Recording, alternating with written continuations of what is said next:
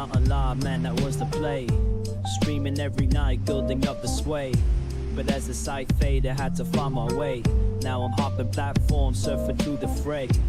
Got my crew behind me, yeah, we call them givers. Chillin' IRL, catching all the rivers. Sparkle in the chat, bringing lost to the grind. Talking crypto games while we sipping Jack Fine. Gives a minute, yeah, we take our time. Living in the moment, life's a subtle wine. From the land down under, streaming through the night.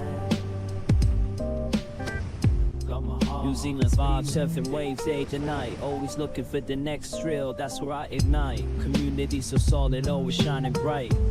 Rolling, rolling deep and cruising for the height. From the struggle to the stream, it's all just a game.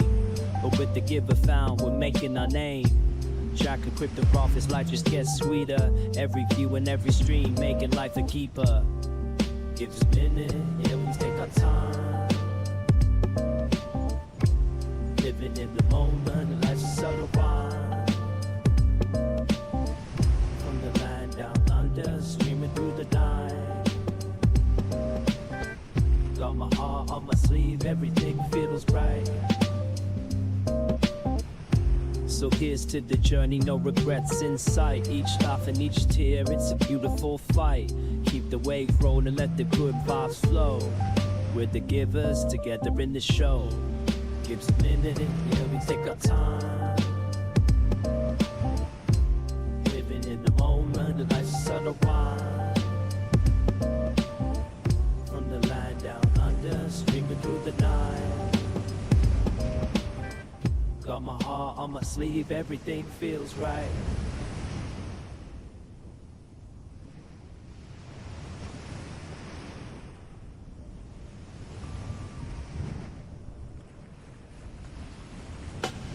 Script how we play a game. From start to next time, we're chasing fame. Put the year behind me, changing scenes. So through the internet, living out the dream. Got my acoustic strong, curing and chill for cracking jokes. Go spot the thrill. In the end, the king we ride the waves. Our road streams phone, no better days. It's a minute, yeah, we take our time. Living in the moment, the life's a subtle rhyme.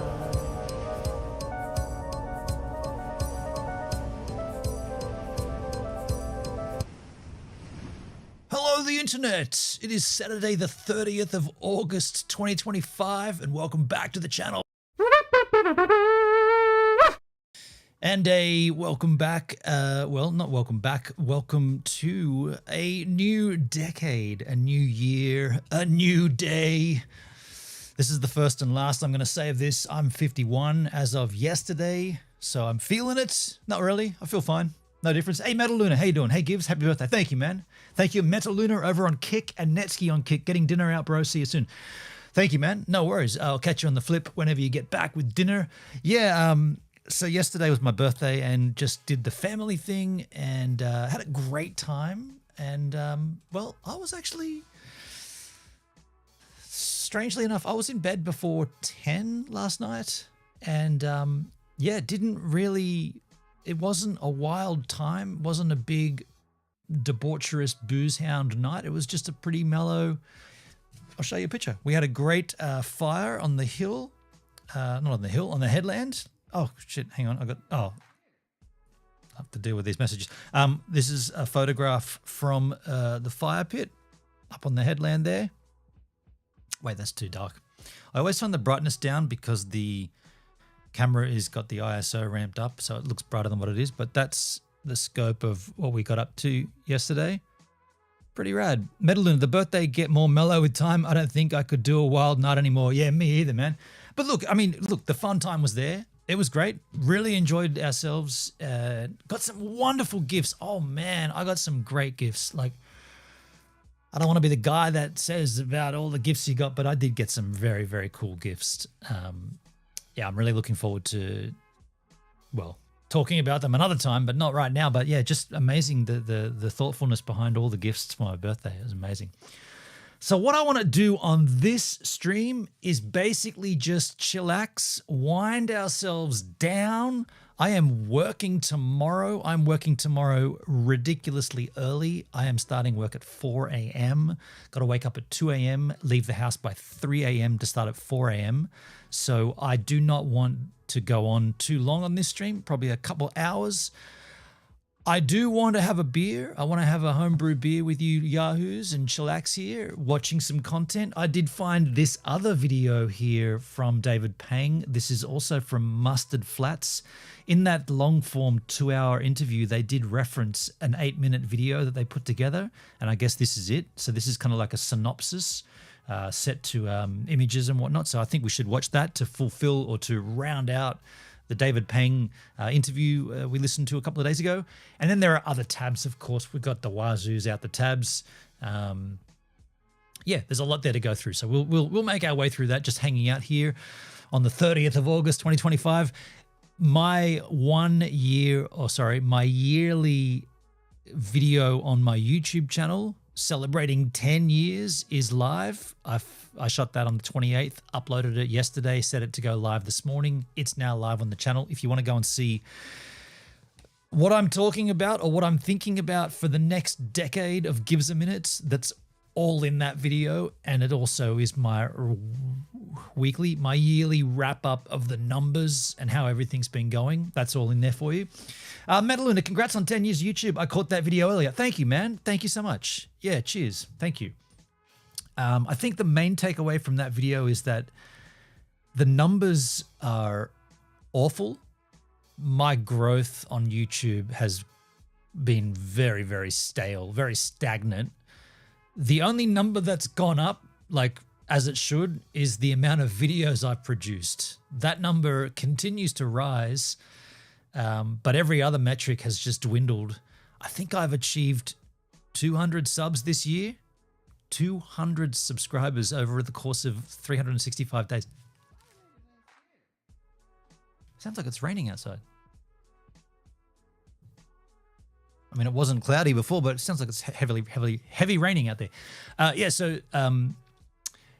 yeah, those metrics, those numbers, they're not great, but it hasn't changed my approach towards YouTube. I'm still going for it. I'm still giving it a good old notch. Metaluna, I never did YouTube, but that algorithm is brutal. Yeah, dude, there doesn't seem to be, like, I don't know. At one point I was trying to work that algorithm out, and I was trying to do the things, you know, the Daryl Eves and all the different YouTube help gurus, and I was trying to do all that A/B thumbnail testing, all that crap. I don't think that makes any difference. They just change it. They just change the algorithm whenever they want, and you can chase it, or you can just create content. I just create content, and sometimes that content resonates with more than one person. Sometimes it gets up 300, 400, 3,000, 5,000, 10,000 views, whatever. But as far as making an income off of YouTube, those days pretty long gone for me. But mind you, never did it for that in the first place. Never. Well, that's not true. You definitely can have that approach, but you wouldn't do if you joined YouTube and you wanted to make money, don't do what I've done. Do not do what I do. Like, definitely don't do what other YouTubers do. Make tech reviews. Do the tech reviews with the stupid thumbnail where every single time, do what Danny Black does. Every time a GoPro gets released, you just recycle the 10 videos you did last year with the same format, just with the different number, the Hero 13. What is this? The Hero 13 Black. You know that they're going to do the exact same videos next year with the Hero 14 Black. Just keep doing that and do that over and over, and you'll get views. Like, if that's what makes you happy, then go for it. That does not make me happy. But yeah, look, I mean, just to summarize that video, the 10-year on YouTube video, I was talking about quitting YouTube after 10 years. I was saying I'm going to give it a good 10-year slog, and then I'll jump out. I began YouTube just as I turned 40. I figure I'd finish it just as I turned 50. Now that I have turned 50, I'm not going anywhere. I'm going for it. I'm going to continue to do me. Finally got all the live stuff in place, the good internet, the system, everything's in gear, ready for just being me. So I'm going to gracefully go through this next decade on YouTube being me, doing me. And maybe you might enjoy it. I mean, there's enough people here that do enjoy it. I mean, I get enough support. Holy shit. I mean, I get support, right? I get support from you guys. What about that donation from Dale on my birthday stream the day before? That's incredible. $250, man. $250 through PayPal just because I'm me. I get a notification. Someone, $250. Get out. Wonderful. So yeah, look, there's more coming. I'm here. I'm not going anywhere. Look forward to the good times, the fun times, the exciting times, and all the times. I am going to go and grab that homebrew or coffee. Metaluna, yeah, you would have to review snorkel masks for 10 years, week after week, yeah. And that would not make me happy. I mean, I did do that for a good period, probably 8-9 months worth. You know what happened there, though? It wasn't me that grew tired of it. It was the manufacturers. You know, this sounds kind of harsh, but they all just copied each other. No, aside from maybe 2 different snorkels, most of them were just generic clone copies of whatever they saw on Amazon, made cheaper, but they were all pretty much identical. Funnily enough, Wildhorn Outfitters, the guys that I got onto originally, the guys that made the CV180, when they released the CV180 V2, they actually did try to do something different. And it worked, but it still wasn't good enough for me. It wasn't what I needed, but it did work. Remember that other one with the two breathing tubes? Man, there were some horrible ones too. There was some really, really awful. There was one that was made, and then you could just say this was sizing that was incorrect. Wow. No, who did that on DLive? Wow! Yeah, Just Rev, thanks, man. Cheers, dude. I made a great clip on DLive this morning. I made a great clip of a very reputable channel. It looked like the channel had 2 girls getting railed by a dude right there on the front page of DLive, like hardcore porno. So I made a clip of it and posted it in the clip area and said, who's here on DLive in 2025? Yeah. You know why I did that? Because no one seems to be paying attention to this hardcore porn that's on the website these days. That channel's been live for 20 hours. So I figured if I made a clip, maybe some admin will get alerted that, hey, there's hardcore porno on our website. We better get that off. No one else seems to be caring. So I made a cheeky little clip there and made a comment. Thank you for donating on DLive though, Just Rev. What an interesting time to be streaming on DLive. You could have Gives a Minute and right next to it, there's a 7-person gangbang going hardcore right there. And then next to that is some gaming streamer playing Fortnite. It's blessed, right? Anything goes over on DLive. And they got their new alerts, hearts, lollipops, little stars, paper cranes, rose, forevers, more crazy stuff. I haven't looked over there in a year. If you want to just blow your head right off, Metal Unit, just go to Movie World category and just scroll down. There's at least 2 channels. One of them's been live for 20 hours. The other one's been live for about 7 hours. They're just literally broadcasting just hardcore ripped porno, and they're getting donations on it and everything. It's crazy, man. Hey, Dale, how you going, man? Hardcore porn? What the fuck? It's, dude, you know. I linked you up, man. It's funny though, and like my point is, I'm not against hardcore porn. I'm not against a girl getting railed by 7 dudes. I'm not against any of that. But what I am saying is, when did that get allowed on DLive? There are websites for that, right? There are specific websites. And by the way, the people that are putting that content up, they're just breaching copyright because it's not their content. They're just rebranding it as their own. If you want to create that content and you're a creative, like you're a creator, go ahead on a website where that's the content. DLive, as far as I was aware, for as long as I've been partnered over there, which I still am, hello, verified partner here.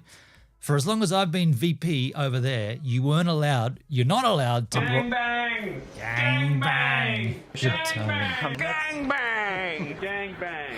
Gang bang. This is Gang Gang bang! Gang bang! Gang bang! Thank you, Dale. Gang bang! Gang bang! Gang bang! Gang bang! Gang bang! Gang bang! Good timing. Gang bang! Good timing. Gang bangs! Great timing. Thank you, Dale. I haven't seen that emote for a while on DLive. That makes you the latest giver. Nice. Yeah. So just be super clear. I'm not against it. I like it. I watch it. I'll enjoy it. But here on there on DLive, come on, man. Someone's got to pay attention. Someone, for the love of the website, someone has to do something about that, right? And if it takes a partner alerting people to it, if it takes me repeatedly saying it on a stream, because I'm on DLive right now. DLive, did you know I'm live? And did you know on your website there's hardcore porno right now? Are you aware of that, DLive? I'm just saying, I can't contact you any other way because you blocked me from the Discord because of something very similar to this that I spoke up about and got shut down for.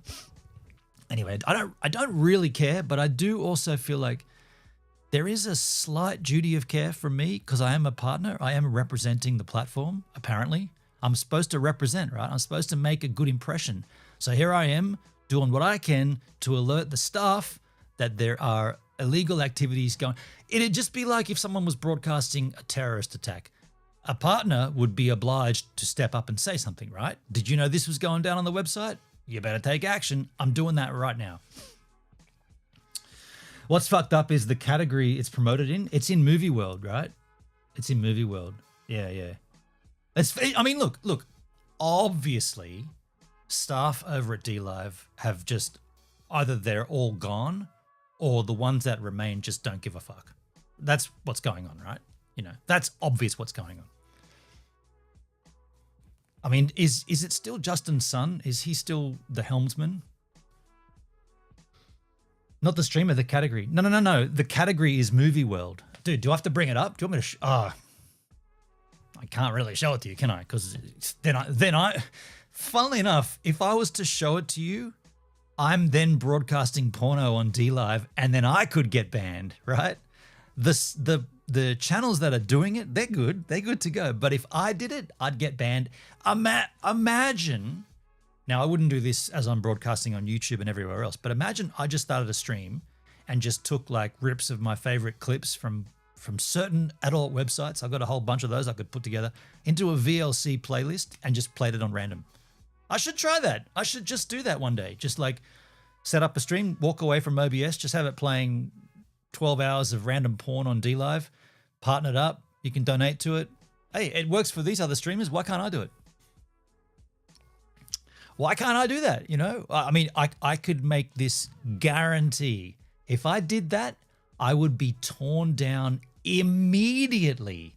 There'd be enough streamers that would say, did you know Gives a Minute's broadcasting porn? Let's get him. I'd be like, yeah, I am doing that to alert you to the fact that you don't seem to care that these other channels have been doing it for weeks now. You know what I'm saying? I wonder if I could do it and just get close to getting banned, like, but not cop a full bannage. Like, could I broadcast blurred porn? Could I get away with like Japanese porn where they blur out the penis and vaginas? It's all pixelated. Could I do that? By the way, what's with that? What's with Asian porn where they do that? It's like, what are we in 1984 still? You're blurring out the rude bits. You're making a porno and you're blurring that out. Like you might as well not do it at that point. It's dumb, right? I never get that. Sometimes you see, like, you start watching some Japanese or Asian and you're like, this is great, man. These actors are hot. This is going to be awesome. And then you get to the meat of it and it's like, it's blurred. It's all pixelated. And then you got to go and find another one. And so in other traumas of, let's just stop that one there, right? Let's be mindful of where we are and who we are. And I'm a mature adult now. I'm 50, man, you know, like, well, I can't be talking about that. You know I will, though. So look, let me go and get a beer. Let me come back. Let me show you what we're going to be looking at. David Peng behind the lens. 8 minutes of some awesome skateboard photography and some conversation with him. I'm assuming this little clip or this 8-minute video is just like a summary of that 2-hour one. Be a bit more. Who did that on Kick Machine? Wow. Yo, Bingo. There lies the joy. Yo, Bingo. Thanks for the follow, Bingo. Now that makes you the latest giver right here on the channel. Now, why would this make you a giver? Well, let me explain. You see, you're giving me your time to consume the content, whereas me, I'm a giver because I'm giving you my time to create the content. And so you see how we're both givers here, and this is a two-way street. But you're the latest giver on the Gives a Minute, somewhere where we stream channel. Cheers for the follow. I used to say the DLive stream there, but it's not just DLive anymore. Delsky, apparently normal sexuality is way worse than gamers running over and shooting people in their fantasy game. That's a good point. That's a good point. Yeah, that's a good point. Two people having sex on camera is way more offensive than a fake, like an avatar blowing up a school shooting kind of thing. Like, I don't know if they do school. I'm assuming there's games where they shoot up schools and shit, right? That's way more offensive. People having sex, which, let's be clear, has to be done to fulfill the human species. You have to have sex to have more humans. But people doing that on camera for enjoyment is way more offensive than a dude blowing up a whole office block with a big machine gun in the name of... Yeah, it's just a game, man. It's just a game. But I know what you're saying. I know what you're saying. Like, it doesn't seem that it's all out of whack, right? That's all. That's, yeah. Like, we should, the sex should be like, yeah, that's fine. It's just sex. Like, yeah, good point. I've never thought of. I don't play games, so I've never thought about it. But I get what you. I think that's what you're going for, right? That's the angel you've got. Fantasy games where you blow everybody to pieces and you cut heads off and smash cars against other cars and run over school children and all that kind of. All right, let's go and get a beer, and this will only get better from here if I've got a beer going. I'll be right back. Enjoy some surfboard riding, and I'll see you on the flip side.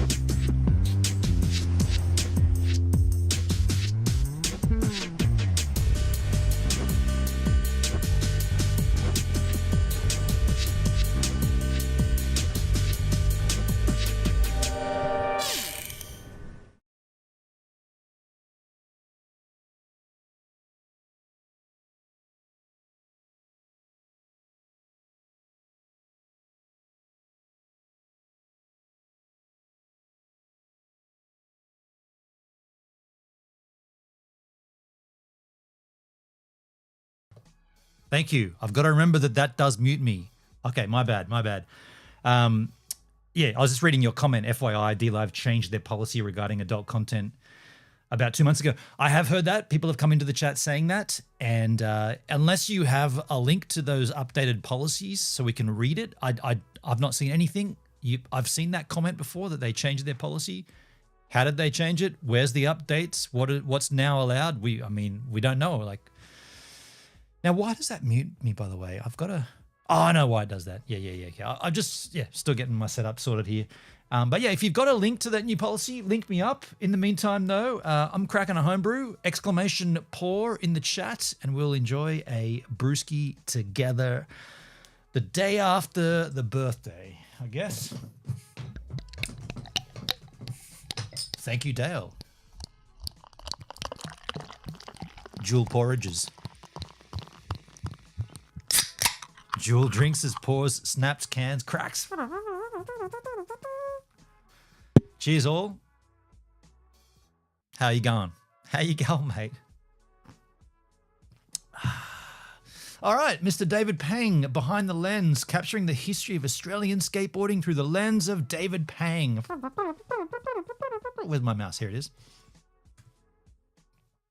Play it.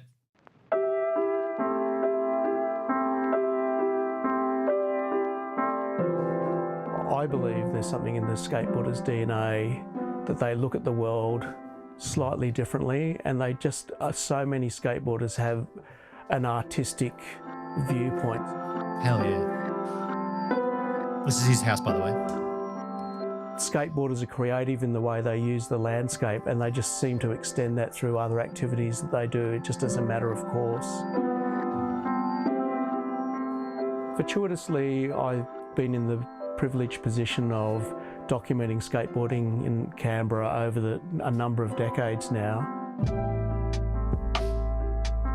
I look back at it as being in the right place at the right time, and possibly thankful that I wasn't a gun skater, and I was a much better photographer than I was a skater, and was documenting these moments and activities and people.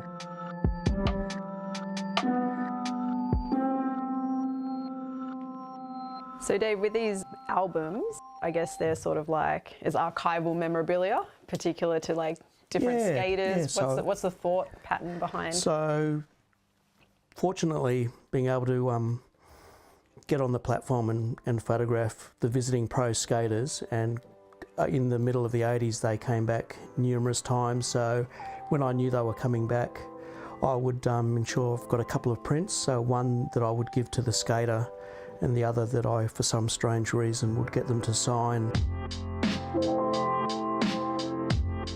Skateboarding was something that really captured my imagination. Tailski, from Triple X to skateboarding, what's next? Drunken karaoke.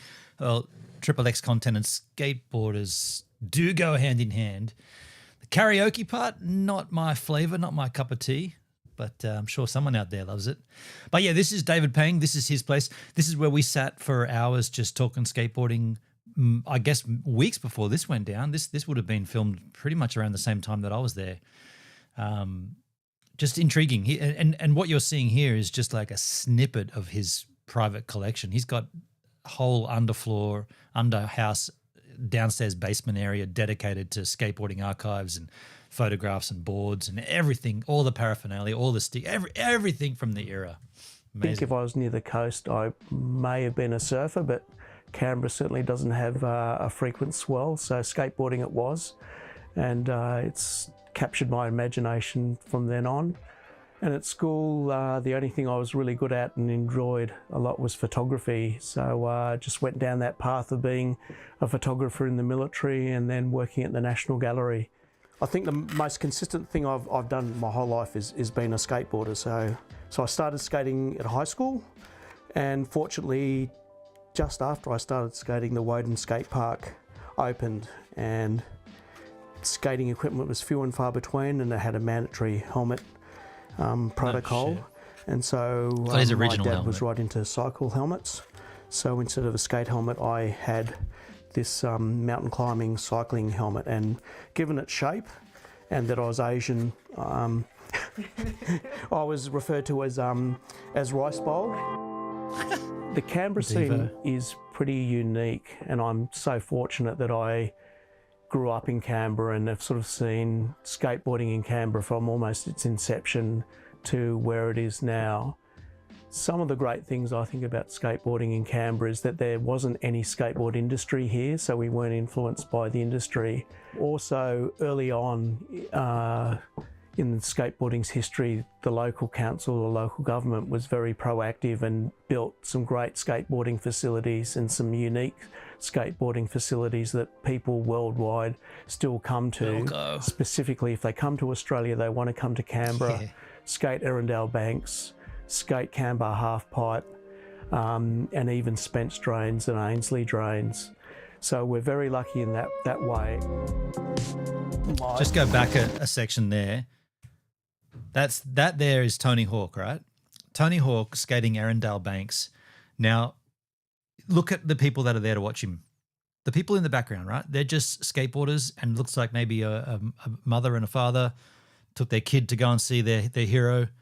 This is before, I mean, the point here is that Tony Hawk was always a hero to skateboarders. He's now a hero to the entire global population. He put out a computer game that revolutionized the industry. But that's when he's just coming to Australia, ripping, skating, which a place that I didn't even know was an actual skate park. I always assumed that was just artwork not meant to be ridden. But it turns out, and I heard from Pangy that no, that was built as a skate park. They built it out of bricks instead. But that's Tony Hawk. Unbelievable. Unbelievable. Canberra Halfpipe, and even Spence Drains and Ainsley Drains. So we're very lucky in that way. My archive of 35mm slides. So it's all organised by skaters' names. That's so cool. Yeah, and a fairly good percentage of those are digitised.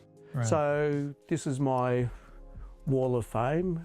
Most of the boards I've skated over the years, other than the Kryptonics board. And that whiteboard, so I had an original Sword and Skull, and it's a Raybone Rodriguez deck. So Dave Duncan tells me it's pretty rare to have just about the whole PAL teams on signatures on the one deck, and have Stacey Peralta's autograph on there as well. So Tony Hawk, Mike McGill, Stacey, Steve Cab up the nose. My philosophy on skate photography is you've got to be right into skating and just love that activity.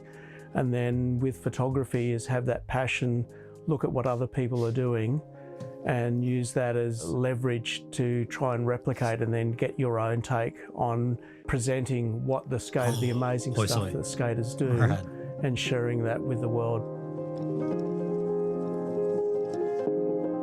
Hey, how you doing, man? After Nizzle, what are we watching? We're watching just a little 8-minute video. We watched the 2-hour long interview with, this is David Pang. He's quite an established skateboarding photographer from Canberra, Australia. And he did an interview on Mustard Flats podcast. And this is just like a little 8-minute preview of that interview. We already watched the interview the other week. Yeah, rad guy.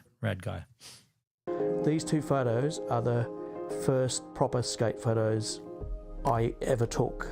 So I took them with my father's Contaflex 35mm camera at the original Woden skate park, and Tim Whitten was one of the best skaters in Canberra and I believe in Australia at the time, and was a Woden skate park local. It's still not perfect. I haven't got the coping in the front. Yeah. And it's lit fairly well. Missed the lip. And it's focusing. It just makes the skater and the manoeuvre the highlight. So is this the first documented paycheck you have for your photography? It is, yeah, but crazy, like Bank of America, like so OG. You know, that means that if he's got that check in his photo album, he didn't cash it. So the first check he got for paid gig for photography, he didn't even cash the check because they keep them. They're like so OG.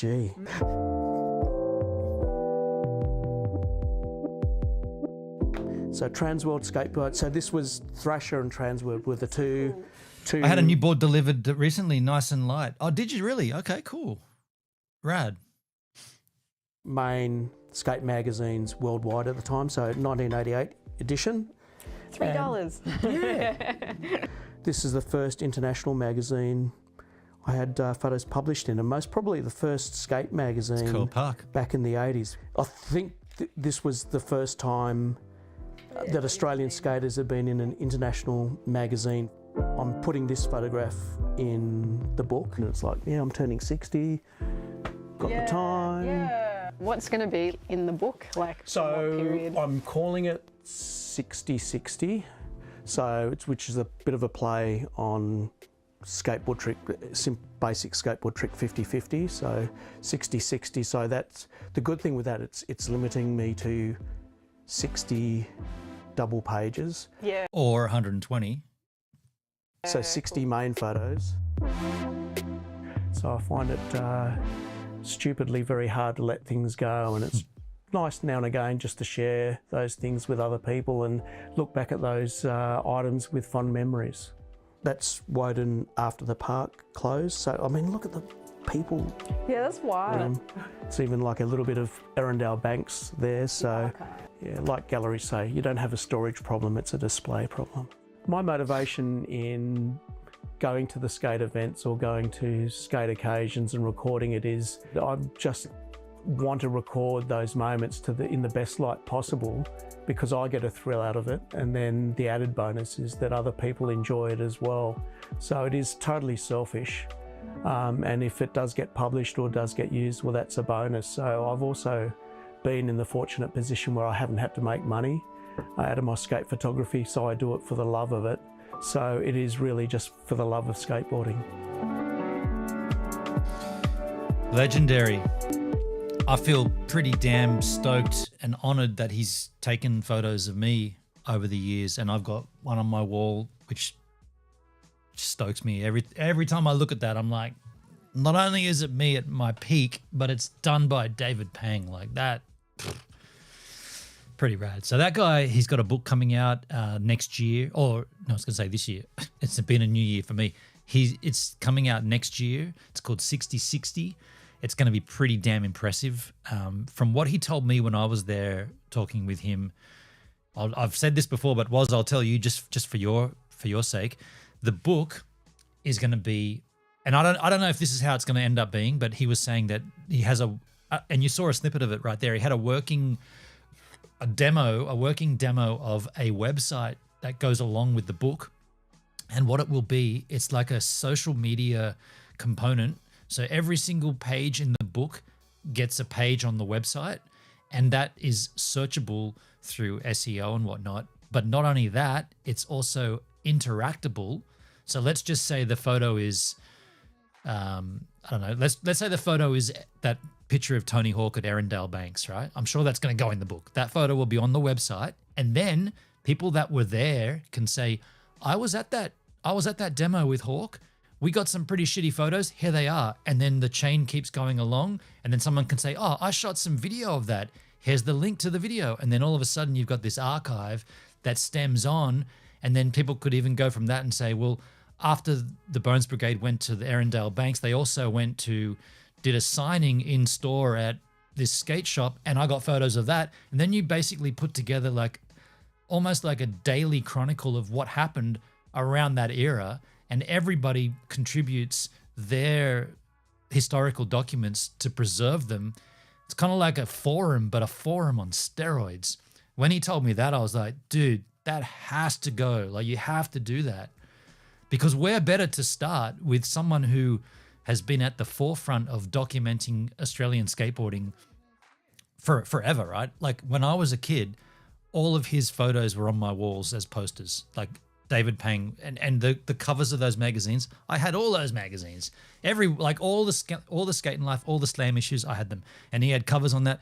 So he's the person to have the starting point, and then the tree grows off from there. I don't know if that's going to happen, but when he talked about it, I was like, man, that, like, you should start like a GoFundMe, or I don't know, get someone, Cashfly or whoever, to back you, and because it's going to take a lot of bandwidth and a lot of storage. But man, what a great idea. Anyway, let's move on from skateboarding. Here's another link that's been in my chat for a while. The Age of Enlightenment. The Age of Reason Explained by Captivating History. This video is brought to you by Captivating History. Captivating History. The Renaissance is often regarded as one of the most prolific periods of artistic achievement in human history. But how does one gauge the significance of a historical event? For the most part, the influence of an artistic or social movement depends on the philosophy behind it. What prompted the change in direction? What brought about the need for new ideas? How do the new ideas stack up against the old ones? Historical context separates the occasional burst of creative spirit from turning into a full-blown cultural spectacle. In the case of the Renaissance, the guiding philosophy was humanism, and it was such a big deal because it provided a stark contrast to the fantastic and divine elements of the medieval arts. In medieval times, artists romanticized religious elements, elevating heroic humans to the realm of the gods. Humanism offered a different proposition, one that valued reason and human spirit more than extravagant ideals. Spot the AI-generated voice was. This is the same program that Jay Boston used. I want you to create my voice as an AI voice, including all the fallacies, all the failures. Inspired by the study of classical antiquity, it transformed the heavenly into the natural. The scale of thoughts and monuments. Unfortunately, when I see a video that's AI generated, I find it very hard to listen to because I'm not paying attention to the content. I'm more trying to pick apart how bad the AI is. So I tend to not even, like, whatever they're talking about doesn't sink in. It doesn't hit me. I'm just like, how bad the AI is. It's crap. And practicality and restraint became some of the most admired values of the time, especially in the higher echelons of culture. The reverence of rationale and economy was one of the most. That's how the brain works, isn't it? Because you find yourself just like focusing on one thing, and then it's bullshit, really, because the idea of watching a video on any subject matter is to learn and educate. But if the delivery mechanism overrides the education, you're not getting anything out of it. Me too. Next, we'll give it. It's an 11-minute video. We'll give it at least 4 minutes before we skip it. Most brilliant breakthroughs in European culture. It continued to shine and dwindle over the centuries. No, I'm over it. Close enough. Let's move on. What's this? Friendlyjordies. Can Australia escape Trump? This will be interesting. Hello, Geelong, Canberra, Toowoomba and Brisbane. I'm coming to your town with my show about aliens. Yeah. The delivery method is the same as annoying spam video ads. And nobody, like, it's like getting a spam email. You just delete it immediately, right? You don't spend the first 10 seconds reading it. You just go, spam, delete. Yeah. Fuck you all then. Sheesh. The hell. You're going to love it. So make sure you get tickets. Is America washed? Now that's a hook for a video. Beats our usual. Oi, do you know who this is? People overseas? Kind of looks a bit like me. That looks a bit like me. Beats our usual. Oi. That's kind of what I look like, right? Sort of. Kind of. Not really. A little bit. There's similarity. There's some similarities. Oi, do you know who this is? People overseas? No? You. I don't think there's many people. It was Stephen Curry, by the way. Not many people would disagree. Not me. We'll go into it in more detail later in the video. This is there's some similarities. Sort of a teaser for that. But 100 years ago, the US went from. And there's Babe Ruth, the greatest American in our fine nation's history. Look at that little fat man run. Why, there's our beloved president, Calvin Coolidge. A man who rarely talks and everybody likes. They went from that to, I'm watching the Super Bowl, but only for the ads. What? The cultural highlight of the year for Americans. These people making AI videos are just making money, Dale. Nothing new about the content. Do you know what, man? They should be praised. I mean, I'm saying you should praise Jay Boston because he is new to the thing. Like, he's captured the newest thing. Use AI to generate a script. Use AI to recreate your vocal. Use AI to pretend it's you. Use AI to upload it to your channel. Use AI to create a thumbnail. Use AI to publish it to your channel. Sit back, take in the earnings. The only problem with that is no one's watching that shit. Those videos get no views. My videos get my videos get more views, and that's not much at all. I happen to enjoy being educated and not just entertained. What we're saying, Dale, is we can't even learn when we're watching those AI generated videos. I personally, and was backed me up as well, I don't learn anything because I'm too busy focused on picking apart how poor the AI is doing. Like if you see an AI generated video, I made one the other day of myself and Sophia from a still photo, and it just looks so dumb, right? It's so obviously not us. It's just AI. So you don't give it anything. You just like move on. So when these AI generated script videos with generic stock transitions and pans and cuts and fades, you just like, come on, man. Come on. I'm old enough. I deserve better than this. Is to watch ads. I'm not one for buzzwords, but I think capitalism's gone too far. My girlfriend watches Taylor Swift is dating that damn football player, and we both watching to see Kendrick call Drake a pedophile. What is this society anymore? Okay.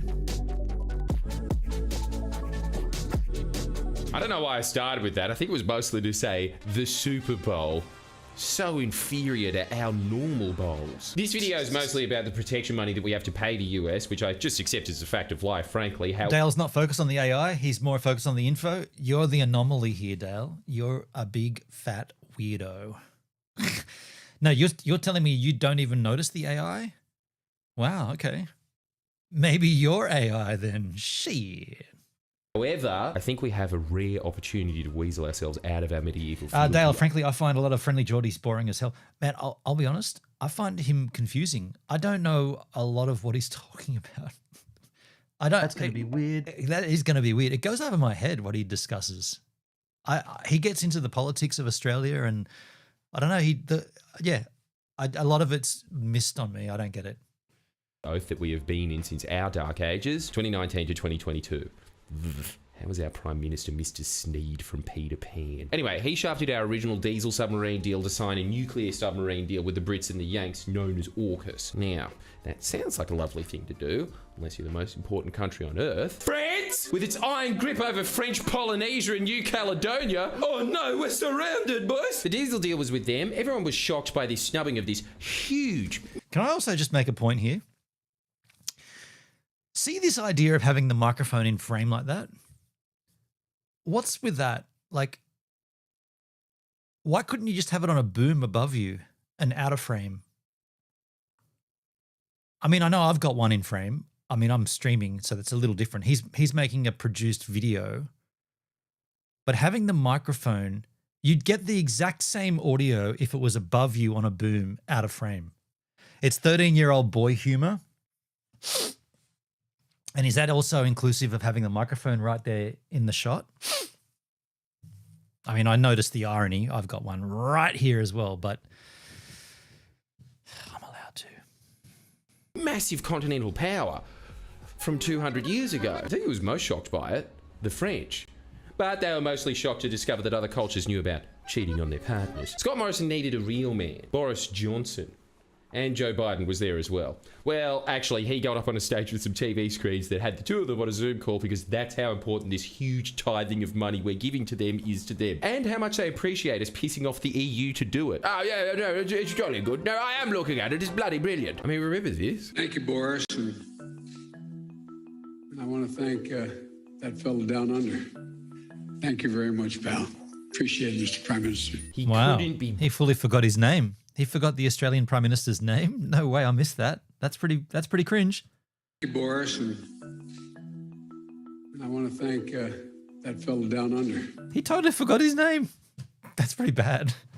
Well, America is a word that can be summed up with one word. Thank you very much, pal. Appreciate it, Mr. Prime Minister. He couldn't be... Scott Morrison should have said, "What's my name?" Now, right now. Otherwise, all deals are off. Bothered to learn our Prime Minister's name.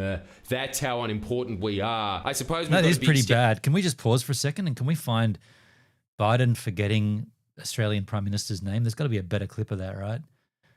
There's got to be a better one of that. Biden forgets Australian Prime Minister. That'll be enough. Prime Minister. Biden appears to forget Australian Prime Minister's name. Here we go. Thank you, Boris. And I want to thank that fellow down under. Thank you very much, pal. Appreciate it, Mr. Prime Minister. And I want to thank that fellow down under. Thank you very much, pal. Appreciate it, Mr. Prime Minister. He totally forgot it, hey. Totally forgot. There's no way out of that one. You forgot the name, dude? How could you forget that? What the fuck? That's so bad. Making deals with this guy too. Step up with Trump in office because he does remember Albo's name. He just doesn't want to see him. Oh. AUKUS set Australia, the UK and the US up with a security partnership that would see us acquire nuclear-powered submarines from the other two nations, maybe, if there are any spare. Sort of a reverse beggar deal where the beggar pays money to hear someone say fuck off. But we'll definitely be contributing towards the development of a brand new type of nuclear submarine at the very least. So that's something. I think Scott Morrison fell for one of those timeshare scams, but instead of it being a condo, it's a doomsday. Biden was the worst president of my lifetime. God awful. I mean, he certainly was. I mean, I think that's categorically accepted as factual, right? The worst president you guys have ever had. I mean, one foot in the grave from the moment he took office, right? Device. I get to stay in it when it's in our port. But if we zoom out, the one thing that the Australian media and Twitch streamers have in common is they're both obsessed with subs. Everyone thinks Ludwig popularised the subathon. No, it was invented down under. This has been a decade and a half of fire content, yo. It all started back in the day when the Australian Navy lobbied the Rudd government and convinced them that Australia needed to modernise its submarine fleet to keep up with the rest of the region. Our old Collins-class subs, they were going to be hopelessly out of date by 2025. And we needed to start... I can't. I don't know if I can watch this, guys. I don't know. I'm lost in what he's talking about.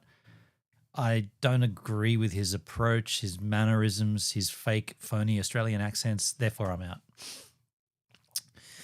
Sorry, Geordie, you're a phony. That's funny, though. What's this? Sydney Sweeney has great genes. Oh, this is the American Eagle controversy. See, 13-year-old humor. Yeah, I don't get it. I'm not here to tell you to buy American Eagle jeans. And I definitely won't say that they're the most comfortable jeans I've ever worn. Or that they make your butt look amazing. Why would I need to do that? But if you said that you want to buy the jeans, I'm not going to stop you. But just so we're clear, this is not me telling you to buy American Eagle jeans. Sydney Sweeney has very keen. You see what I did there, right? Genes are passed down from parents to offspring, often determining So wait, so these are all the ads in one hit. So what was offensive about that is that they were saying she's not talking about the physical denim genes. She's actually referring to her own genes, like her gene pool, as in she's, the Aryan race, the blonde hair, blue eye. That's where they went with this, right? I wasn't offended by that. But then again, I'm blonde hair, blue eyed. Suck that. Genes are passed down from parents to offspring, often determining traits Loser like hair nutters are color, calling it racist, personality, and even eye color. My genes are blue. Sydney Sweeney. Okay, has very keen. that one's a little bit closer to blonde hair, blue eyed racism, if you wanted to go that angle. Traits like hair color, personality, and even eye color. My genes are blue. Sydney Sweeney. Do you know what would have been hotter if she was taking the jeans off? It's very keen.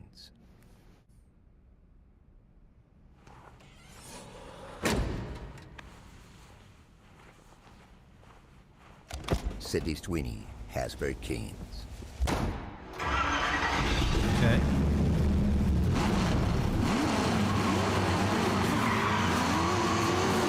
No shot that's her doing that. Sydney Sweeney has very keen. It's funny watching them all in one hit like this. Why is pride in one's genes or genes bad? Yeah, true. Yeah, why can't you be proud of who you are? Yeah, Yeah, that's a good question. Why can't you be stoked if you're blonde hair, blue eyed? What's wrong with that?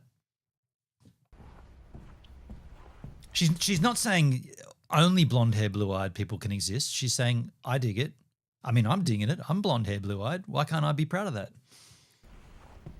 Hi, I'm Sydney Sweeney, and I'm from Spokane, Washington. I can work as a local hire as well, though. and I am available for the American Eagle jeans campaign shoot. Profile and hands, please.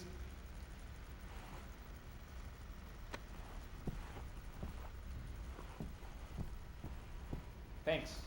We'll call you. Sydney Sweeney That's pretty cool. Keen. Next. That was not how her audition went.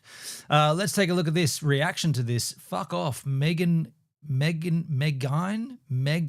not how you spell Megyn.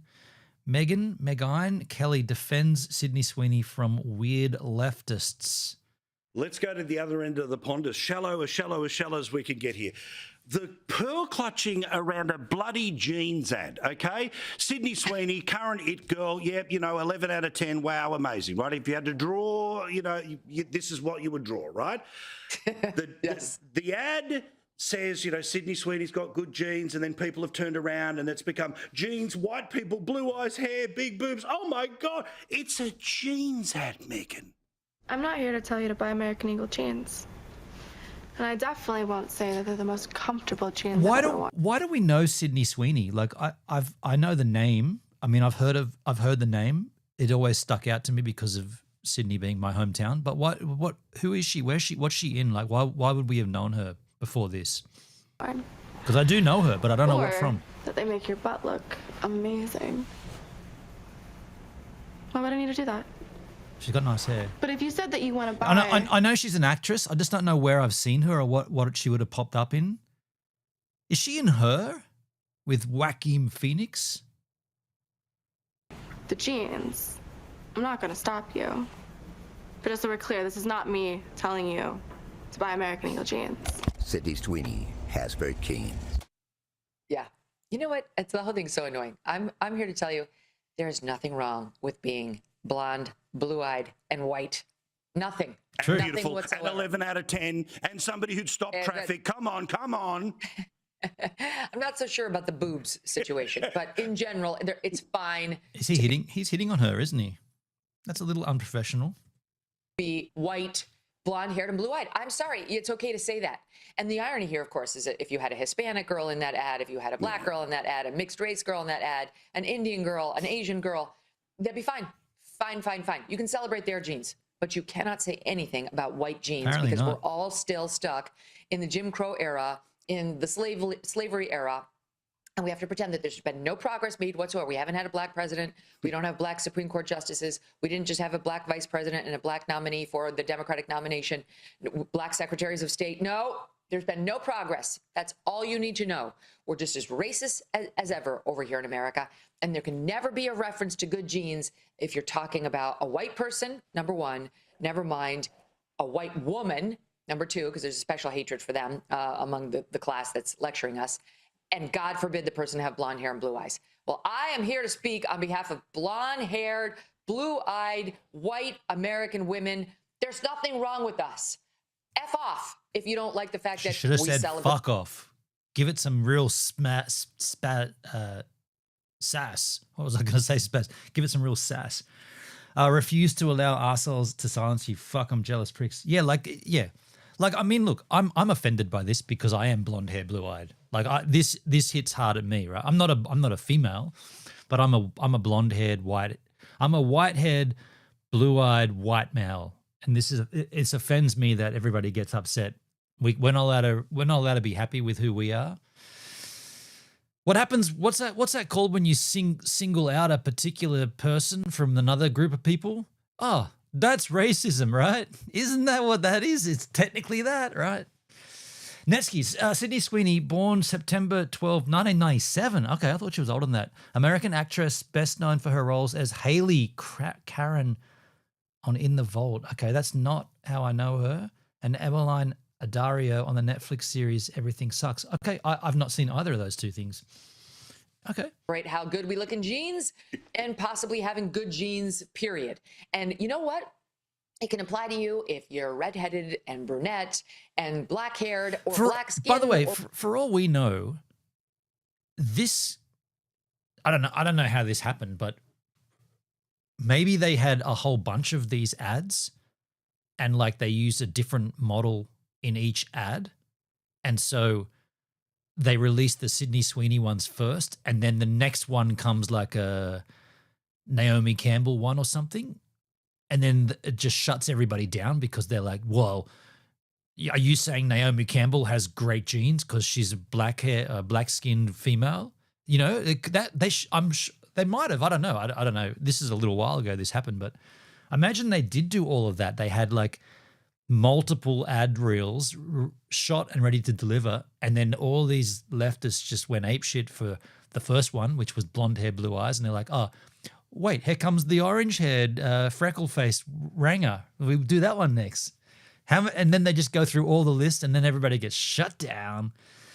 She was in Tarantino's last film, the Nazi one. What was that called? Meg. I can't see that being Megan. Is that literally how she spells her name? Megyn. That says Megyn. Megyn Kelly is spot. She's spot on, right? I think I saw her on Handmaid's Tale. I haven't seen that show, but I know of it. For brown skin, it's like take a chill pill and relax. Just calm down. What we're celebrating here is beauty. Once Upon a Time in Hollywood, that was the Tarantino flick, yeah. Many Americans are fed up with the lefty senses and the fighting back. Yeah, good on them. Comment is clearly a reference to her ass and her boobs. It's not her skin that anybody with two eyes can see. Only the weird leftists have chosen to freak out over this. They should just bring out the ad that says Sydney Sweeney is fucking hot, and how about her jeans? American Eagle, get these jeans. She looks hot in them. Let's just call it what it is. Sydney Sweeney is fucking hot. And look at the jeans she's got on. They're American Eagle. You might want to try them. But be done with it, right? Just go with it. Them, I have a special message. Suffer. Good.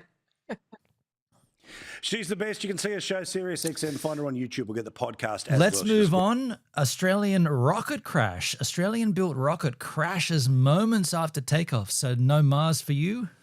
First ever Australian-designed rocket crashed this morning, less than a minute after an attempted takeoff. Lily White joins us now with all the details. You know who hates this? Ugly fat idiots who haven't had an orgasm in years. Right on tail. Then again, just to be fair, beauty is in the eye of the beholder. Not beauty, like everybody has a different twist on what is beautiful and attractive to them. Case in point, when you see two people on the street that you don't think are attractive, yet they're gaga for each other. Both of them think that the other one is the hottest thing ever. That's what I'm saying, right? Everybody's got their own level to this. So, yeah, let us enjoy what we find attractive. Who is it to tell you what you can and can't have as an attractive? Like, that doesn't make any sense. Yeah, let's get on with an Australian rocket. Lily, good afternoon. It wasn't the launch the country was hoping for. Yes, Tash, it was quite a feat and marking a small piece of history here in the north and putting this small coastal town between Townsville and Mackay on the map. Gilmore Space Technologies completing their initial maiden test launch of Australia's first locally designed and built orbital rocket. This is the reaction to the crash. It was so quick, you just saw a little tiny white flash and bang. Wait. So for someone that doesn't know me, what was the point of this? Were they hoping to get into space, or was it just to test the launching and stuff? The Aussies couldn't quite get it up. Right on, Tal. Right on. That's pretty impressive that they got it up. At least they got it up. Right on, Ranger. Flash and bang. That's pretty impressive that they got it up. At least they got it up. They say it was a faulty motor. Don't clip that. Just tell me it was a faulty motor. But that could mean anything. A faulty motor, mate. Just change the alternator. You need to put a new cam in there, boy. Get a diesel. You should have got a turbo, mate. I think they'd be pretty glad about the fact that they got to that stage. The objective was to launch small satellites, and after many delays due to winds, approvals and operational matters, the 23-metre spacecraft lifted off this morning around 8:35 from the Bowen spaceport, achieving about 14 seconds of airtime before crashing back down. Did they launch the satellites? Did they still fling them up? They go, don't worry, we got it. We got 14 metres. We can just shoot them up. We'll fling them up into space. Even the Gilmore brothers family were crowded around here at Reservoir Hill, and we were told this was the best viewing platform in the town. Let's take a listen as to what they had to say. Some were disappointed while others were proud.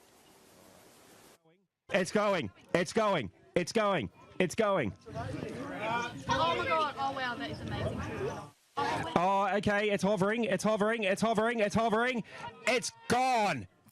It's gone. Oh, that's too good. It's hovering. It's hovering. It's gone. Where'd it go? Oh. That's too good.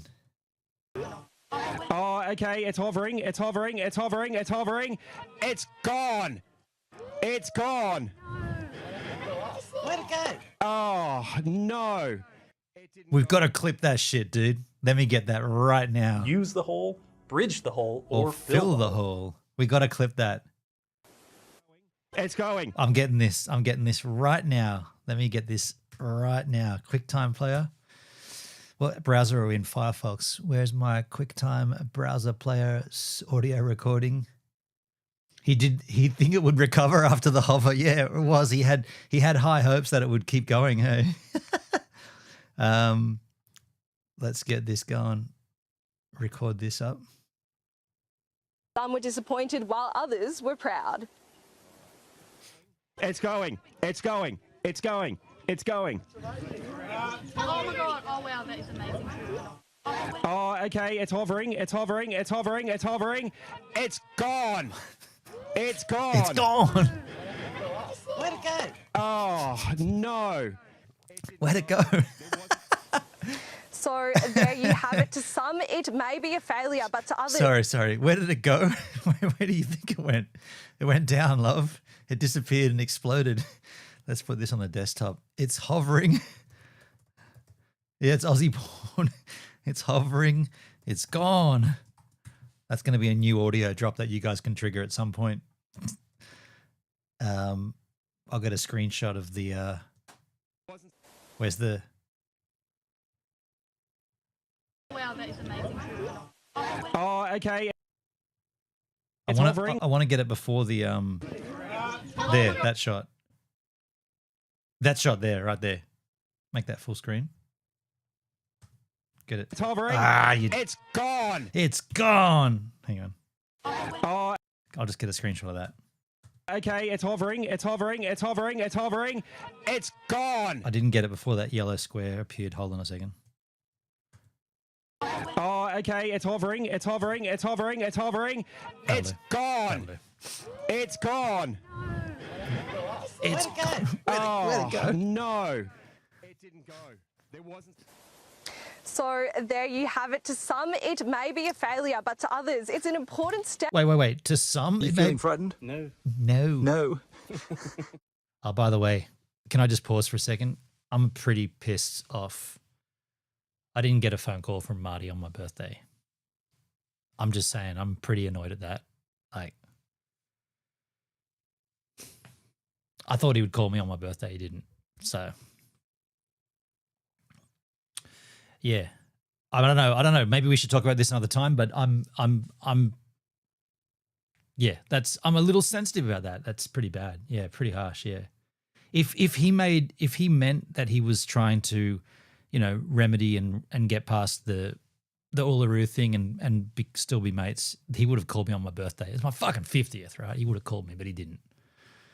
So, but yeah, that could be an alert sound for when crypto tanks.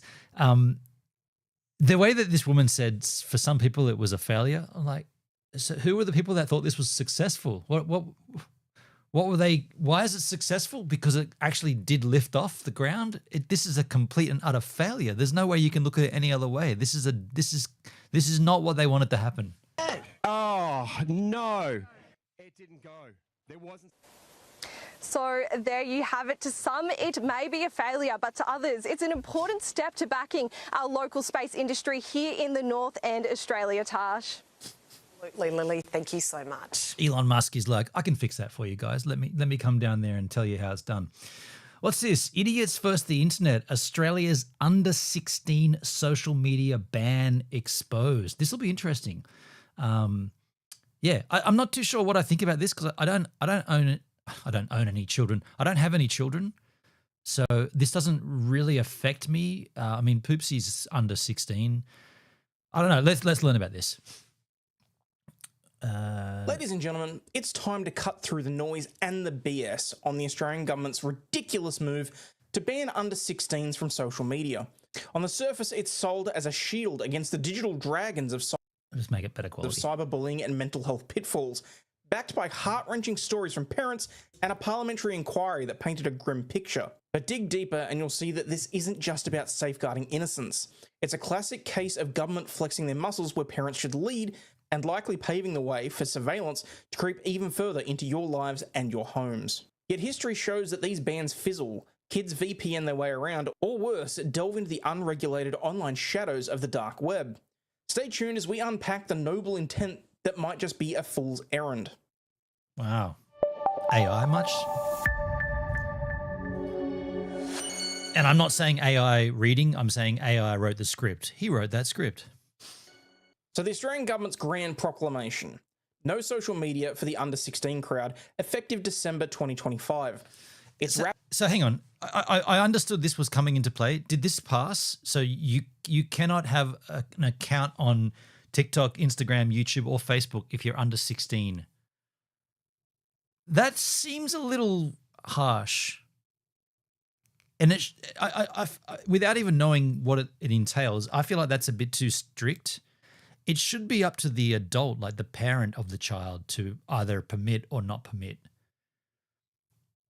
But then again, to play the devil's advocate, there are different rules in different countries for, let's say, alcohol consumption. You know, like America's 21, Australia's 18. You know, France, you can drink wine when you're 14. Can't drink beer or spirits, but you can drink wine. So everywhere does things differently. Is that what we're going with here? And Australia is trying to do it a little differently for the safety of... Anyway, we'll find out. Wrapped in the noble banner of child protection, drawing from tales of tragedy that no one can ignore. Parents recounting horrific stories of how online predators and relentless bullying drove their kids to despair. The online safety So this little clip, an Australian father lost his daughter to suicide because she was getting heckled on YouTube. I mean, yeah, look, there's some trolls, there's some twats out there. You want to protect your children from that, but I don't think banning them. I think parenting it is better. Like better parenting is the answer, not a blanket ban, right? Predators and relentless bullying drove their kids to despair. The Online Safety Act 2024 passed amid heated debate and mandates platforms to bar the young ones or face multi-million-dollar fines. Yet I can't help but see this as less about genuine safety and more about power plays and political theatre. Start with Anthony Albanese. Sorry, also, when you sign up to a social media account or a platform, you don't ever upload your birth certificate, so why don't you just lie about what year you were born? I mean, I know someone who did that to buy crypto. I think there's a new age verification thing in the UK. What about in Australia? Like, do you have to prove your birth? About genuine safety and more about power plays and political theatre. Start with Anthony Albanese. He's revealed the one thing he'd ban, God forbid, if he ever became dictator. If I could do something, maybe ban social media would be handy. Because what worries you about social media? Look, keep in mind, this is the guy that absolutely could not stand it when people were doing memes of him. So much so that I put together a compilation of them. A couple of things. One is keyboard warriors who can anonymously say anything at all without any fear. It was kind of cut off there, but the wording is pretty telling. He's afraid that people can say things online without fearing for consequences of what they say online. The sort of things that they would never say to you face to face. Oh, fuck right off. So let's start with the facts. People now have to use passports or photo ID to watch porn in the UK. I mean, okay. I mean, when you went to rent a porno from a video store, you had to prove your identity, you had to prove your age, just like you got to prove it when you go to buy liquor when you're a kid.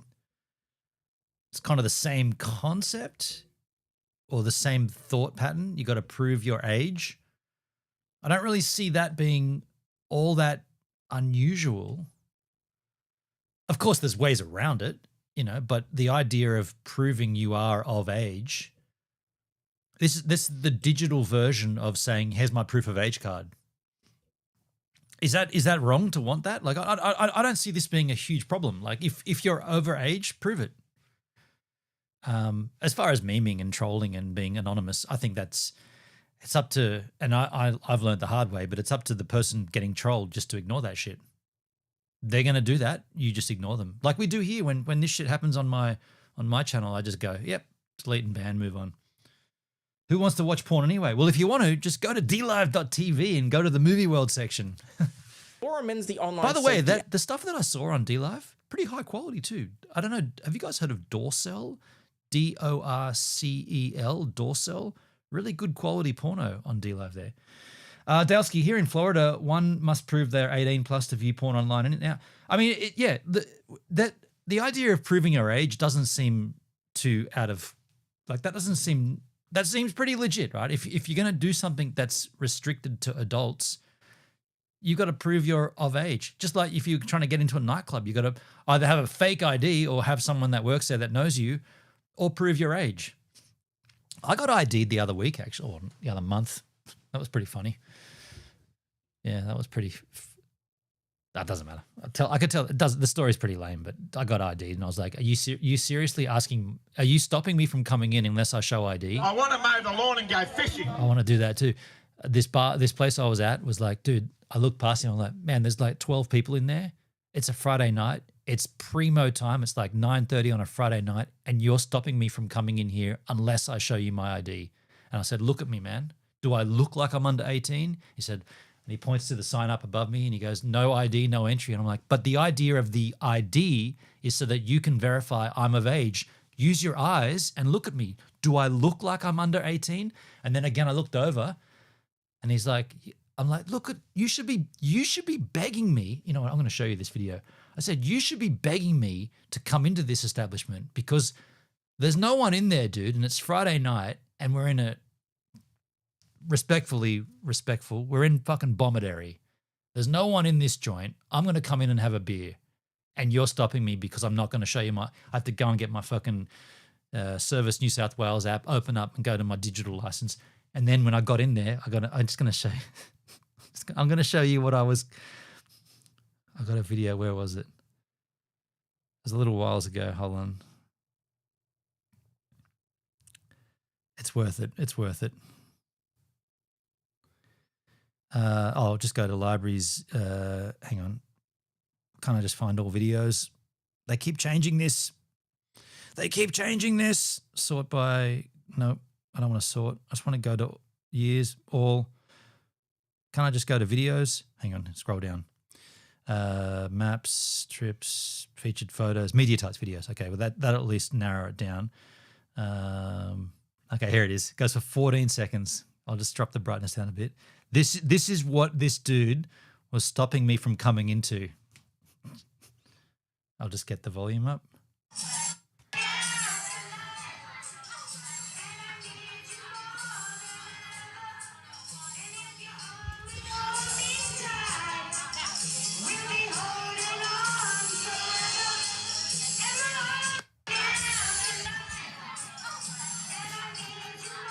I'm there looking past him going, really? You're caught, like, I know it's his job. I know he's a bouncer. He's got to prove. And I'm like, come on, dude, look, I just want to go in there and have a beer and just take 10 minutes to chill. And I get in there and there's karaoke. There's like 3 people. There's a dude in a wheelchair getting wheeled past me. It was just all just funny. Anyway,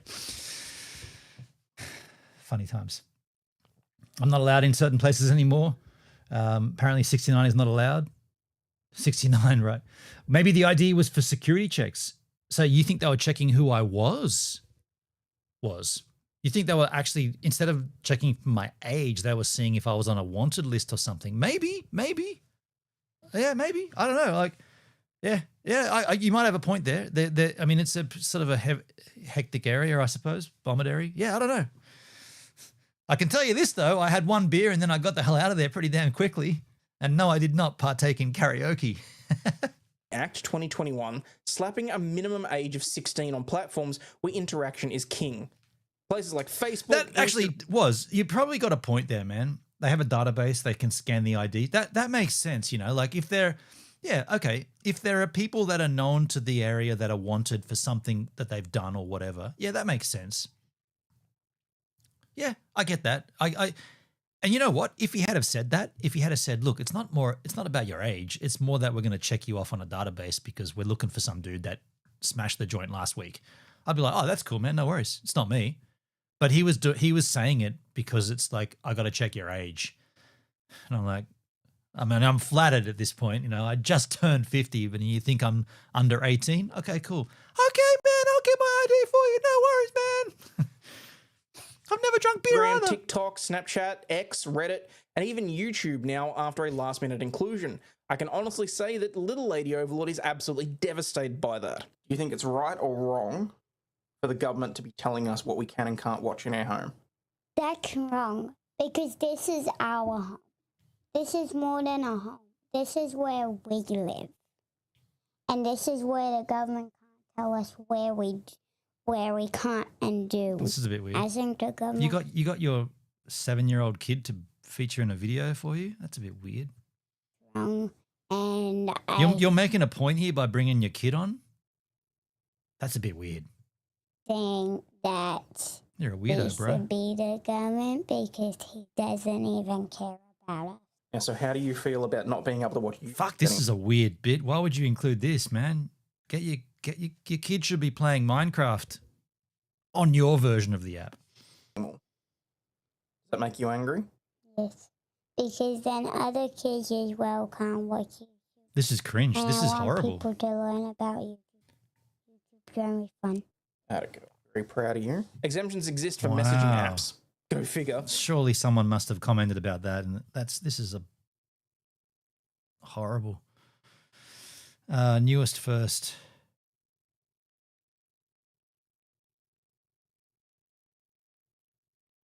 Okay, great video. I don't know. Okay, I thought that was horrible, but anyway, nobody else did. I'm a weirdo though. And for gaming havens like Roblox and educational tools. But apparently chatting in Fortnite is harmless, while scrolling Instagram is a gateway to doom. The eSafety Commissioner, our digital watchdog since 2015, gets the enforcement gig, guiding what reasonable steps mean for age checks. No mandatory ID uploads, they assure us. Oh, fuck right off.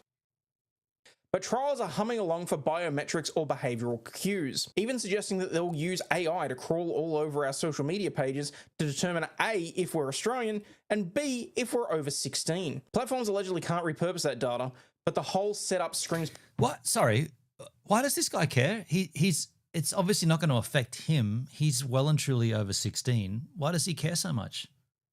It should be the people under 16 who are caring about this, right? Potential for mission creep to me. Similar agendas are being pursued internationally. In the United States, the Kids Online Safety Act, reintroduced in May 2025, remains in the early legislative stages, aiming at imposing a duty of care on social media platforms to protect minors by providing options to disable addictive features, limit screen time, and safeguard personal information, rather than an outright banning process. Meanwhile, the UK... He sounds like a freedom fighter type. Right. So everything should be open for everybody all the time, whenever they want. There should be no restrictions. Okay. Act 2023 came into full force on the 25th of July. If that's the case, then why did he have to put a koala face over his child? If everything should be open and for everybody to use whenever they want, wherever they want, why have you got to protect your child by putting a avatar over her face? You know, it seems a little contradictory. If everybody has the right to use it and they should be able to access it at whatever age they want, why are you hiding her? Doesn't seem like you're actually putting. You're not really standing on what you say, right? You're playing both cards here. By this year, Mandating platforms conduct child risk assessments, filter harmful content, and implement highly effective age verification to restrict underage access to inappropriate material. It's enforced by Ofcom with a focus on proactive safety. And you know what? I don't care too much for his take. So I get the right of refusal here. Yo, attorney AussieOverlawd, I don't agree with you. Therefore, you're out. We can either take a Tipsy Panda upload or we can do both. We can take the Kia PV5. If this is a concept video, we won't watch it. But if this is a real van, we'll watch it. But if it's a concept only, we'll skip it. Hello there. Did you know? Okay, so that's real. She's hopping out of it. So that's legitimate. It's a real van. That we have launched an electric van channel over at Electrifying.com. You didn't? I did not know that. I like the idea of electric vans, but spare me your plug. On the Kia PV5. The first in a whole fleet of Kia vans, and something that I think is the most important vehicle Kia have produced since their very first electric car. Why? Stay with me and I will explain all. Did you guys catch it? Have a look at her right hand. Look how nervous she is. Watch her fingers on her right hand. PV5. The first in a whole fleet of Kia vans, and something that I think is the most important vehicle Kia have produced since their very first electric car. Why? Stay with me and I will explain all. I don't know why, but I watched her fingers wobbling down there. I'm like, she's nervous as shit. It's okay to be nervous, but I noticed it. And something that I think is the most important vehicle Kia have produced since their very first electric car. Why? Stay with me and I will explain all. Jittery while you're fingers, there, jittery. Subscribe. So let's begin with a general look at the news that Kia has just dropped. It's going big when it comes to vans, and not just big in size. You know what's going on here? She's been told to be more enigmatic on camera because YouTube loves that. You got to be really enigmatic and put your hands up. We got to get the thumbnail. She's doing all that YouTube shit. The stuff that I talked about in my 10-year anniversary video, I don't want to do that shit. She's doing it, but she doesn't want to do it either. So therefore, her fingers are telling the real story. She's like, this is so cringe. She knows it's cringe. She's got these big arms out. So let's begin with a general look at the news that Kia has just dropped. It's going big when it comes to vans, and not just big in size. It's going big, as in there's going to be loads of them. And Kia has a big idea, and that is I'll try not to worry too much about that. I'll try to just observe the content and what they're talking about. Because I think I remember this one. It comes in different configs. Okay, cool. I'm stoked. This is a real van. It's not a concept, it's real. Okay, this is cool. I'll try not to heckle too much. Flexibility. So all Kia vans, including this one, the PV5, are built on a dedicated electric skateboard style platform, which makes it really easy to mix and match different body styles. This so-called flexible body system is a bit like a giant puzzle that lets Kia create multiple versions to suit your needs. So the standard lineup includes 3. You get passenger, cargo, which is this one, camper, and chassis cab. So let me explain. Because it doesn't stop there. Kia is also offering conversion modes that will go on the chassis cab, like the crew, the drop side, the box van, the freezer box. Don't want to go very far in the freezer box, thank you very much. And even, and this makes me so happy, a camper version. Okay. So the Weekender. And this makes me so happy. This is the one we saw the concept of, right? So this doesn't actually exist, but this is a concept. It's GoVan on steroids. This is pretty rad. If this comes about, I mean, Kia is like a cheaper alternative. I don't know. Yeah. A camper version. Hey!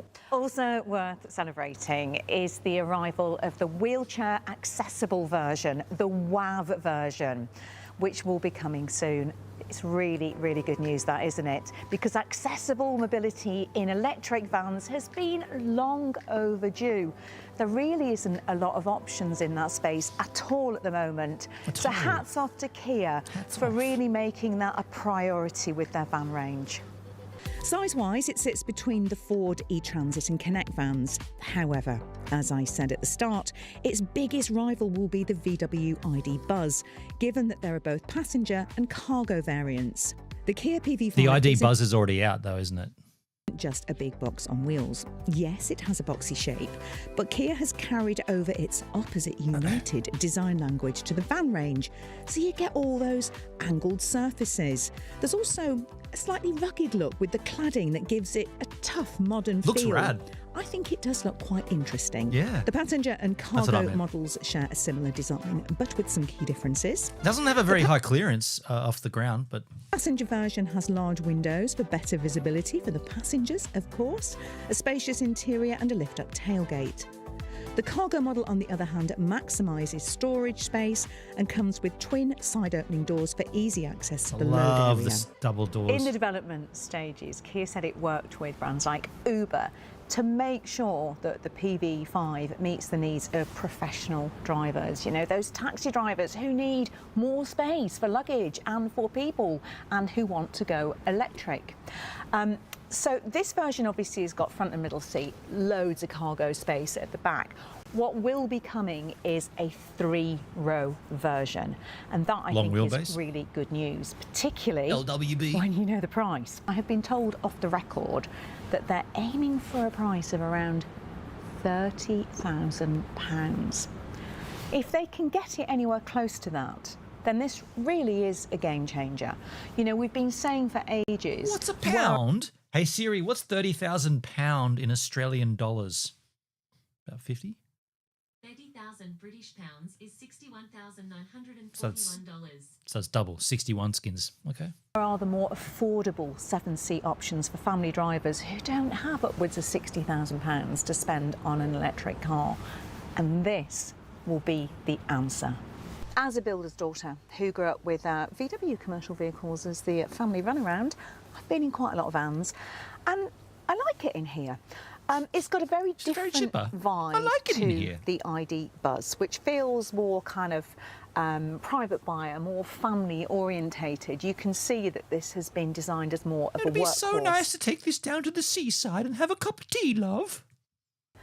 Storage is brilliant. Brilliant. So you've got massive glove box. Down here you've got a massive glove box for all those gloves. We've all got to put our gloves in there. And big, sturdy cup holders for your big cups of coffee. Good cup holders. Little thing in there for sliding stuff in. Good storage down there. The doors are absolutely brilliant. Oh, the doors. As any van driver will say, you want them stacked with storage, and they are stacked with storage. Here at the front again. Because you've got to have those huge gloves, right? Those massive gloves. These little innovative storage solutions. That slides out. That's innovative. And loads of charging. 12 volts, you've got a couple of twin chargers there. Well, they USB-C, that's pretty sick. Out, and loads of charging. 12 volts. Yeah, finally. Not USB-A. You've got a couple of twin chargers there, and you've also, this being a Kia, got vehicle to load, which is so handy. Handy, you know, professionally for plugging your power tools in. Handy if you're going camping for family users as well. It's something that Kia offers that not all of the competition does. I think most electric vehicles have an AC outlet, don't they? It's not got the big kind of swishy screen that you find in other Kias. It does feel more cost-conscious in here because that's what it is. You've got Looks a central like total screen shit. here. You don't like it, secondary Netsky? one behind the driver. USB-C for the win. The whole thing, though, Hell does yeah. feel it's nicely put together. Materials feel like they're built to last. I think the word I would use in here is robust. I think it's a nice place to be. We've also been waiting a long time for affordable electric vans too, haven't we? True. So let's take a look at the cargo. Now, as a reminder, the Ford e-Transit starts at around $49,000. You used your AC inverter in a blackout. You used your vehicle, your BYD, to power your home. That's so rad, dude. What an age we live in. You hear that? Woz had a blackout in the suburbs of Melbourne and he used his vehicle to power his home. That's awesome, man. Wow. £1,000. The VW ID Buzz Cargo, well, thanks to a new, smaller batteried version, that starts at £36,000 in the UK. Those figures really do put Kia's sub £30,000 entry price into perspective. So what do you get with the Cargo? Well, there are three options: standard, which is this one, a long wheelbase version, and a high roof tall one, something you don't get on the ID Buzz. So she's only showing the same one each time. She's talking about other versions, but she's not showing them. So what I'm seeing here, and I'm trying to speed it up, I guess, I'm trying to see the camper one. As I mentioned earlier, there's everything from the crew to the freezer box models. It's going to be And the computer, the converted- fridge, and the NAS, so we're still able to have internet TV through the... Damn, that's so sick, dude. That's pretty rad. That's pretty rad. by Kia in a dedicated factory. And you would have been frothing at doing that too. You would have been like, oh, hang on, we got a power out. Okay, let's back the car up and plug it in. We know we can do it. I would have been like, yes, I'm stoked the power's out. Let's do this. That's so cool, man. That's like modern. That's tech, man. I love that. I love it. But it will come with a full automatic service schedule and warranty, which will give you loads of peace of mind. When it comes to power, you get a choice of three. It's a box on wheels. So what if it's got an electric motor? Did you hear what we were just talking about, Netsky? These electric vehicles, they have an inverter in them so that when your power goes out in your home, you can just plug your cable into your vehicle and run your whole house off of it. It was only for about 4 hours. I mean, that's enough to get back up on when the grid gets back on. Battery sizes, and I expect them to use LFP technology given that Hyundai Motor Group has been developing this. Most versions will offer 51.5 kilowatt hours or 71.2 kilowatt hours, whilst the PV5 Cargo also has a smaller 43.3 kilowatt hour option. No matter which you choose, power will come from a front electric motor delivering 120 kilowatts. This video is brought to you with There's a sponsor there at the end, but that's so rad, dude. I love all this electronic vehicle tech. It's just so sick. So let's continue on by finishing out with a episode from the Tipsy Panda. This is, for those that don't know, this is just a channel that my nephew Baxter, it's a friend of his from high school. His name's Zalian or Xalian. It's got an X in his name. And he's a travel vlogger, and his content is kind of cool. We're enjoying it. He was in Iceland. He's in Norway now. I believe we are up to Oslo, right? Yeah, this one here, Oslo. So if you want to give the Tipsy Panda some love, I'll just pop his channel there in the Kick chat if you want to go and give him some love. The content's harmless. It's just someone that we know, and he's a friend of Baxter's. Let's enjoy. It's harmless fun.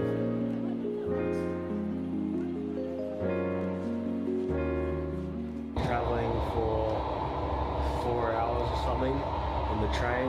The train is pretty good. Just looking at the landscape now, we're gonna arrive in Hammer in maybe another... I had a Pac-Man game that looked like that up on the wall. That looks like a Pac-Man game. Man, yeah, so just be aware this content, it's mainly for him. He wanted to make travel vlogs that he could look back on later on in life. The content's a little bit whatever, but it's cool. It's cool. We just enjoy one episode kind of at the end of our stream kind of thing. 3 hours or something, and then we take a train to Oslo from there. Sweden. This is what it looks like. Just outside so far. What quality we got here? Oh, it always defaults to some lousy quality. Let's go 4K here, man. Should be able to play it in 4K. Just a lot of trees, to be honest. So, in the hostel now, eating dinner. I have a friend there. Chicken and something with rice. And then with my hostel buddy. Hey. Hello. Hello. Obviously, I get pasta. You know? And the Italian definitely gets faster, doesn't he? Now we're about 7 vlogs into his content, and this is the first time he's had someone else on the video, someone else that he's met. This is cool. So he's met a backpacker from what do you say, Italy? Cool. I like it. All right, so he's gone. Morning in Oslo. I'm sat down to have breakfast. I've collected my Too Good To Go bag. Let's see what there is. Bit of bread. Broad. Croissant. Some napkins. What's in here? Oh, lovely. How scrambled good eggs. is that? So just sat back on in a nice park in front of the Royal Palace over there. Nice. And it's just nice. It's comfortable. You can hear the birds singing, people walking, going on their daily lives. And I'm just gonna sit here and have breakfast. It does look like a very lovely breakfast, but they didn't give me a spoon or anything to eat it with. What? So they did give me a piece of bread, so I'm just gonna Spoon man. scoop it up and use this bread as a piece of, as a spoon. Now, this just seems like a perfect day. Got the sun in the sky. I've got a line view of Oslo. There's an accordion going off over there. You got the birds in the park, birds behind me, and that is the Royal Palace of Norway. So just sort of soaking it all in, and the sun as well. It's nice.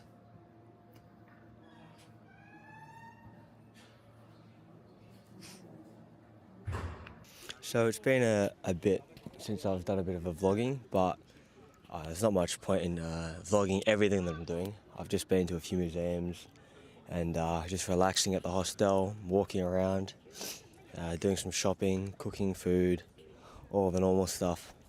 But today I've decided to come to the Botanical Gardens of Oslo.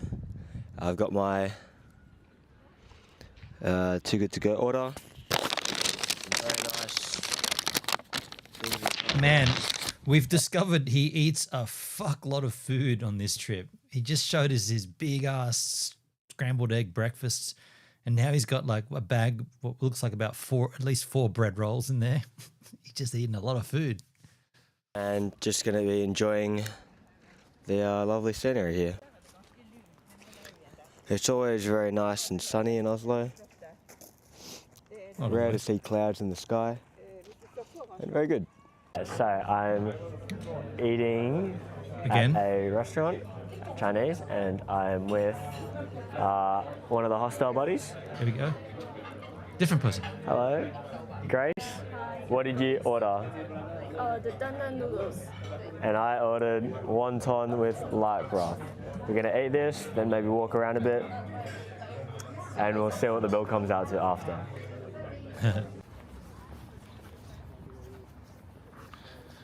Okay, so we are on the Oslo Opera House, and we're gonna go stand on Ours top is of better. it. They have a ramp that acts like a roof, and we're gonna watch the rest of the sunset over Nice. Oslo. Nice So we place come for a sunset. Hell yeah. up these stairs here. There's actually a lot of like hidden dents and stuff in the roof of the opera house, so I'm gonna be careful of that.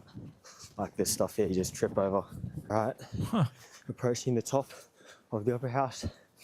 We've been walking quite a long time to get here, and we'll just see what it looks like.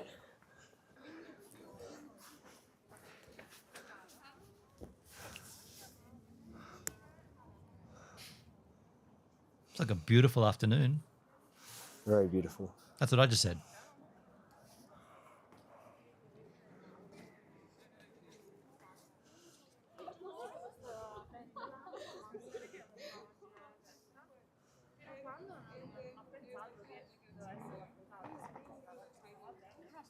Alright, so I've picked up another buffet breakfast, had that was good, and now I'm in the Edward Munch Museum.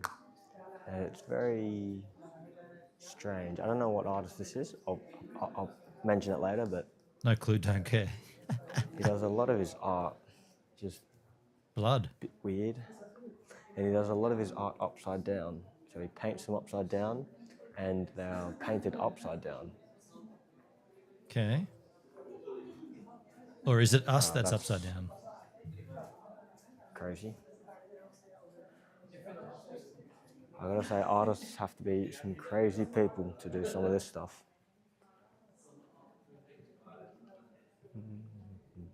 Maybe it's just hung up the wrong way. See how they're all upside down? No, that's just the installer That did would it drive me wrong. nuts to have the paint upside down. I mean, it looks so chaotic yet so normal.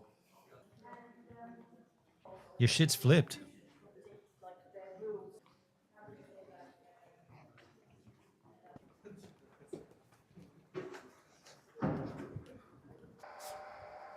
Cool. Edward Munch. I'd call that munch. Yeah, Munchies. More his painting style. Got the munchies.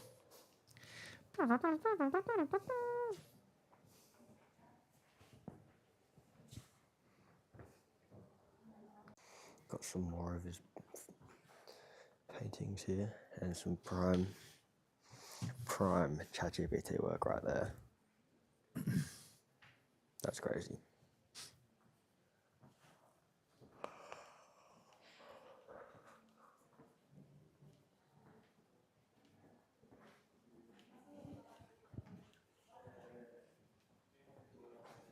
Okay. In this one, he seems to be just more showcasing than talking.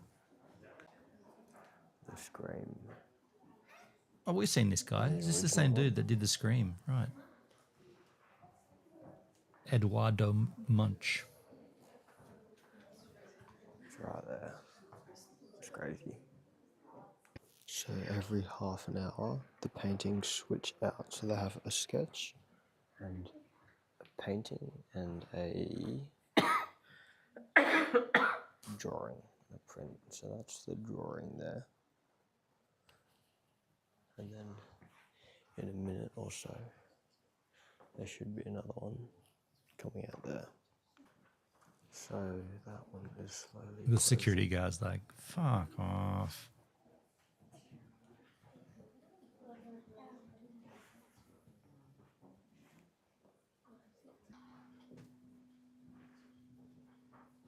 Art getting revealed. The Scream.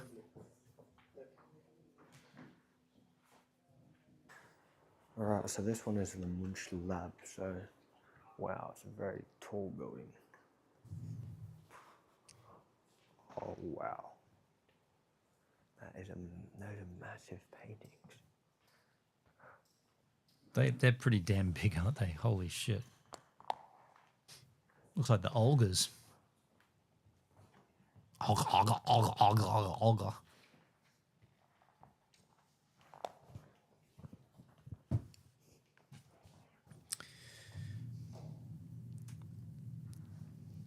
Art.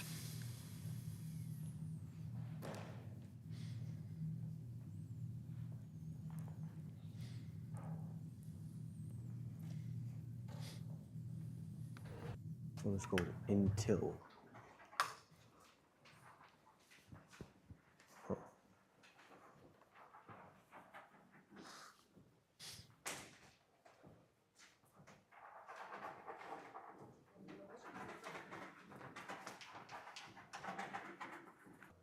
Some yada yada about.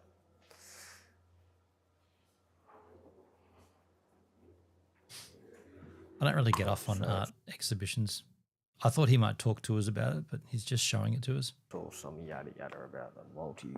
I guess he's talking about it a little. State of consciousness and all that stuff, but mate, it looks like the bloke was just on an acid trip. So, mate, if you came in here and you were on LSD or something, mate, you'd have the time of your life, bro. Or you'd be freaking out. What is that, mate? It's crazy. I'd like to have learnt more about the people he was hanging out with at the hostel. That's just me, They though. give you acid as you walk in to be able to actually understand what the hell's going on.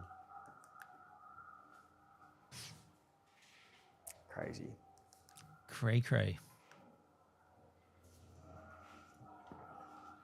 Not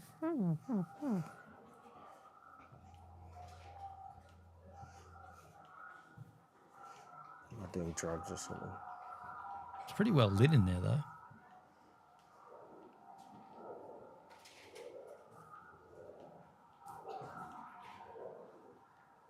Stay away from drugs, kids. Why? Looks like fun. Stay away from drugs? This guy's got an exhibition based upon his drug taking. Looks like rad. You paid to go in there. That looks cool, man. How lit is that up too, with the light behind it?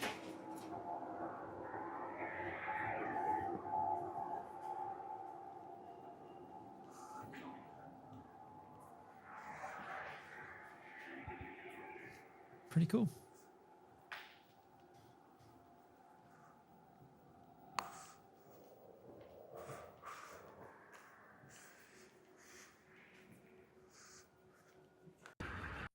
Okay, this is where art teachers and English teachers get the fight. You are what you is. Uh-oh. Crazy.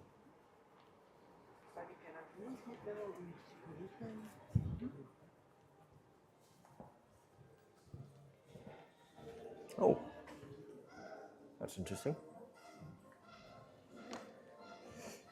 Each art exhibit has a different smell. This one's musty. Huh.